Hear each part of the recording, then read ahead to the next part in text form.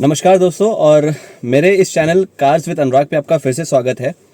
तो आज हमारा जो टॉपिक है ना, वो बेसिकली मेरे कुछ फ्रेंड्स ने, मेरे कुछ सब्सक्राइबर्स ने मुझे रिक्वेस्ट किया था ये बनाने के लिए इस टॉपिक पे एक वीडियो, कि वो आज भी कंफ्यूज हो जाते हैं कि जब भी वो पेट्रोल पंप से विजिट करते हैं तो उनको अपने कार्स में या बाइक्स में नॉर्मल एयर डलवाना चाहिए या नाइट्रोजन डलवाना चाहिए।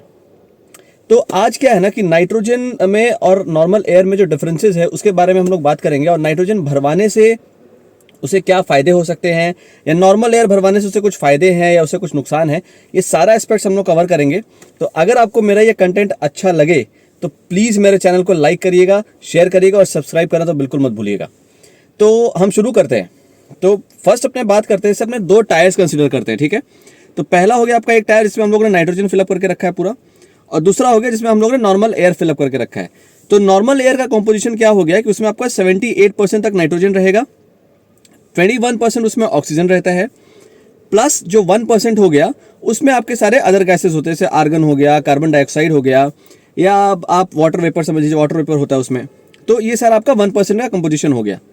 अब क्या है कि जो O2 के मॉलिक्यूल्स होते हैं ना, because of the presence of protons और न्यूट्रॉन्स, उनकी जो इलेक्ट्रॉन्स की जो और जो उनकी जो इलेक्ट्रॉन्स की बॉन्डिंग है ना, वो काफ़ी इंटैक्ट होती है व्हेन कंपेयर टू नाइट्रोजन। तो O2 का जो वेट है, O2 मॉलिक्यूल्स का जो वेट है वो ज़्यादा है, बट उनकी जो साइज या उनकी जो मास होती है, जो साइज होती है, वो कंपैरेटिवली एक नाइट्रोजन मॉलिक्यूल से काफ़ी कम होती है।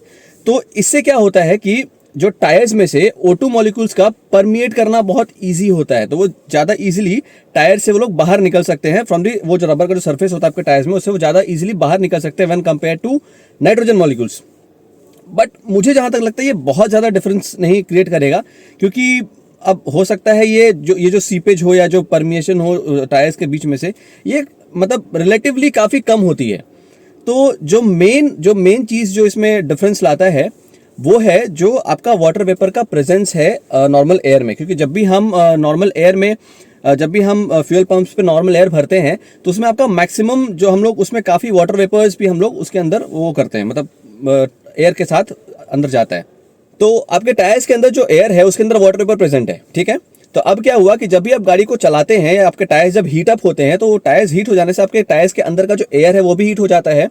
तो उससे क्या होता है कि आपके जो टायर के प्रेशर है ना, वो काफ़ी इंक्रीज होता है, टायर प्रेशर जो है वो इंक्रीज हो जाता है, क्योंकि आपका टेम्परेचर चेंज हो रहा है। तो टेम्परेचर चेंज होने की वजह से आपकी गाड़ी का जो टायर्स है उसका टायर प्रेशर इंक्रीज हो जाता है।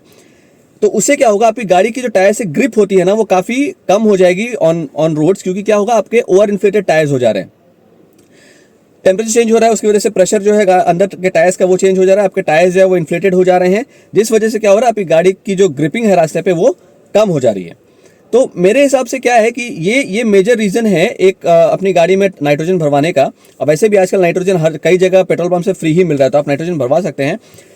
एक और चीज़ मैंने जो लोगों को मेंशन करते हुए सुना है वो ये है कि रस्टिंग या कोरोजन का चांसेस आता है अगर आप वाटर वेपर, मतलब नॉर्मल एयर अगर आप डालते हैं, just because of the presence of the water vapour in normal air.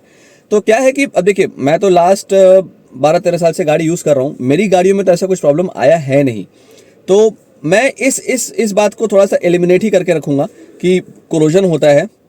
But मेरे हिसाब से एक तो हो गया आपका जो वो ऑक्सीजन जो मॉलिक्यूल्स है वो जल्दी सीप कर सकते हैं वो टायर के सरफेस पर से, वो भी ठीक है, वो भी मिनिमल है, वो भी ज़्यादा कुछ नहीं होता। बट जो मेन रीज़न वो है आपका जो ओवर इन्फ्लेटेड टायर्स हो जाते हैं, जिसकी वजह से आपके रोड पे ग्रिप खत्म हो जाती है। तो मेरे हिसाब से आपको आपके अगर हर जगह जैसे आप जहाँ गाड़ी यूज़ कर रहे हैं वहाँ अगर नाइट्रोजन अवेलेबल है तो आप नाइट्रोजन ही भरवाइए।